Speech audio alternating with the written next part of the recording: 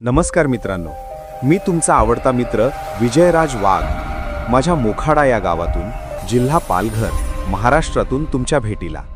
माझ्या विजयराज या यूट्यूब चॅनलवर तुमचे मनापासून स्वागत आहे.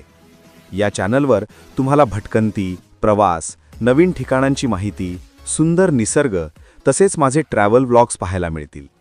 आपल्या महाराष्ट्रातील आणि भारतातील वेगवेगळ्या ठिकाणांचा अनुभव तुम्हाला या व्हिडिओंमधून मिळेल. नवीन ठिकाणे पाहायला आवडत असतील, प्रवासाची आवड असेल आणि निसर्गाचा आनंद घ्यायचा असेल तर हे चॅनल नक्की सबस्क्राईब करा. चॅनलला सबस्क्राईब करा आणि बेल आयकॉन दाबायला विसरू नका. चला तर आज आपण नवीन एका ठिकाणी जाऊया. चला तर आज आपण आलो आहे महालक्ष्मी मंदिर डहाणू. हे महाराष्ट्रातील पालघर जिल्ह्यातील अत्यंत प्रसिद्ध आणि जागृत शक्तिपीठ मानले जाणारे मंदिर आहे. हे मंदिर डहाणू तालुक्यातील टेकडीवर वसलेले असून निसर्गरम्य वातावरणामुळे आणि भक्तिभावामुळे विशेष आकर्षण ठरते. या मंदिराचा इतिहास अनेक वर्षांपूर्वीचा असून स्थानिक आदिवासी समाजात याला खूप मोठं धार्मिक महत्त्व आहे.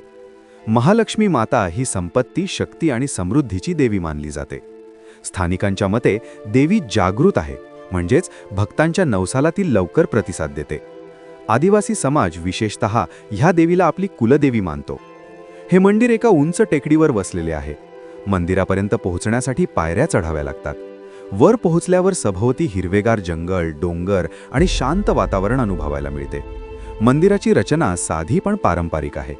या मंदिराची धार्मिक श्रद्धा अशी आहे की येथे येणारे भक्त आपल्या इच्छा पूर्ण होण्यासाठी नवस करतात. नवस पूर्ण झाल्यावर देवीला नारळ, फुले, साडी किंवा इतर वस्तू अर्पण करतात.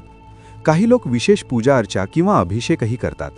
येथील उत्सव आणि जत्रा याची माहिती घेतली असता त्यामध्ये नवरात्र उत्सव हा सर्वात मोठा उत्सव म्हणजे नवरात्र. या काळात मंदिरात मोठी यात्रा भरते. हजारो भाविक दर्शनासाठी येतात.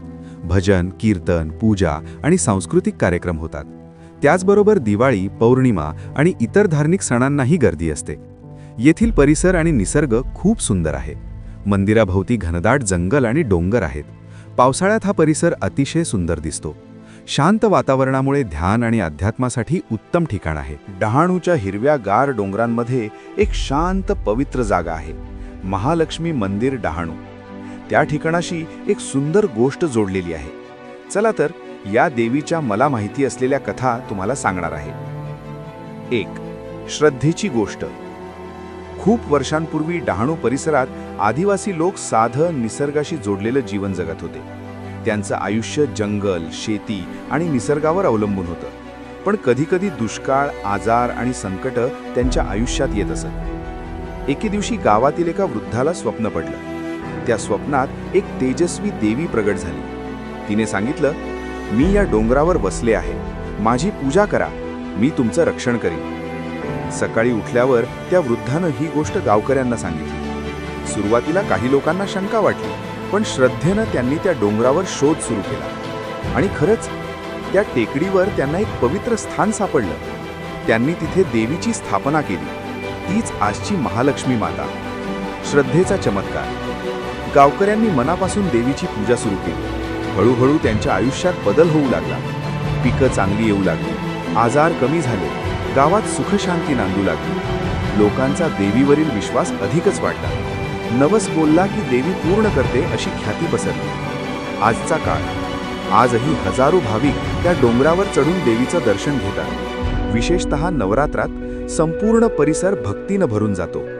लोक हात जोडून म्हणतात, महालक्ष्मी माता, आमच्या इच्छा पूर्ण कर. आणि अनेक जण परत येतात आनंदानं, समाधानानं आणि कृतज्ञतेनं. डहाणूच्या डोंगर रांगांमध्ये वसलेल्या महालक्ष्मी मंदिर डहाणू या ठिकाणी अनेक श्रद्धेच्या आणि चमत्कारांच्या कथा सांगितल्या जातात. त्यातील काही गोष्टी लोकांमध्ये आजही जिवंत आहेत. गोष्ट 1. हरवलेलं मूल परत मिळालं. एकदा नवरात्राच्या जत्रेत खूप मोठी गर्दी झाली होती. एका आईचं लहान मूल त्या गर्दीत हरवलं. आई खूप घाबरली. रडत रडत ती देवीसमोर गेली आणि म्हणाली, महालक्ष्मी माता, माझं मूल परत दे, मी तुझ्यावर पूर्ण विश्वास ठेवते.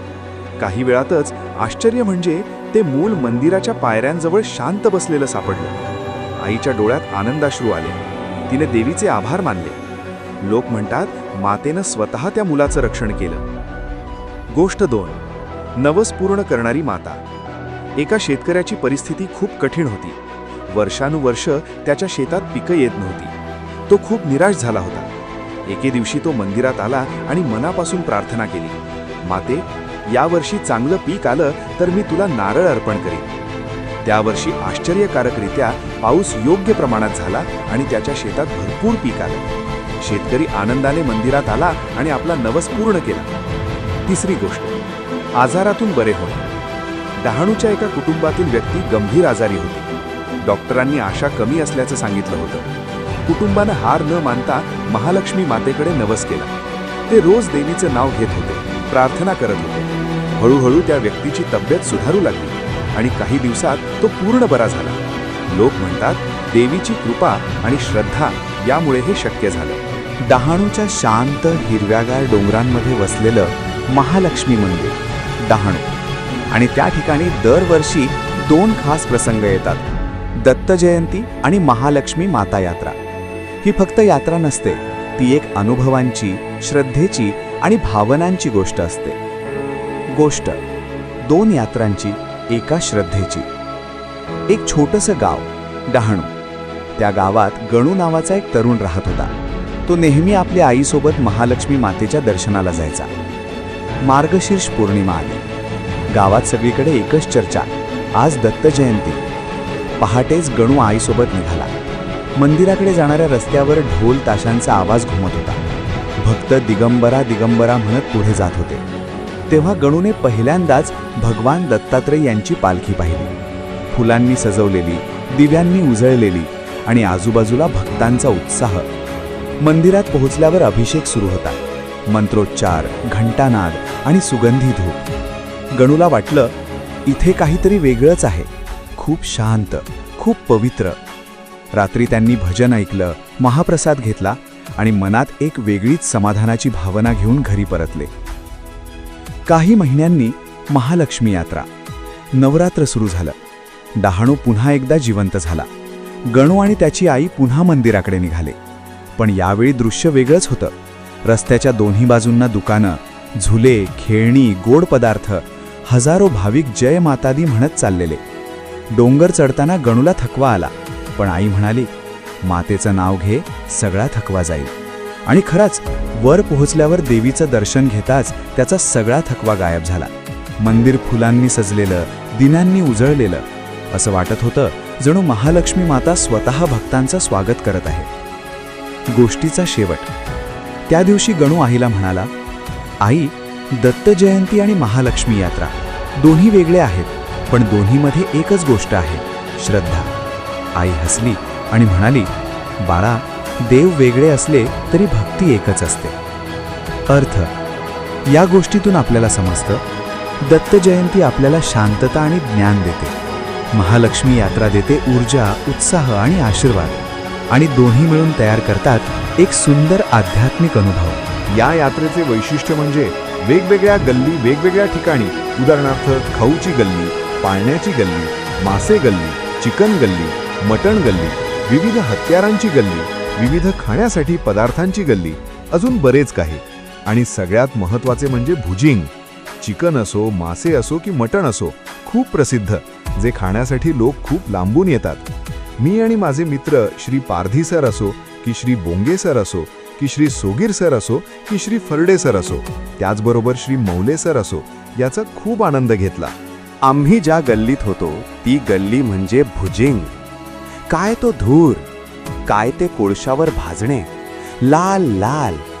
काय तो सुगंध, काय तो अरोमा, काय तो फ्लेवर, काय तो स्ट्रेक्चर, काय तो अप्रतिम दिसणं, काय तो अवर्णनीय. भुजिंग. मग आम्ही चिकन भुजिंग खाण्याचं ठरवलं. मग काय, किती घ्यायचे, किती मसालेदार, किती चविष्ट, किती माळकरी, किती पाव घ्यायचे, किती रस्सा, किती मिरची, किती खायचे, किती वेळ थांबायचे. आणि मग फक्त नियोजन. आणि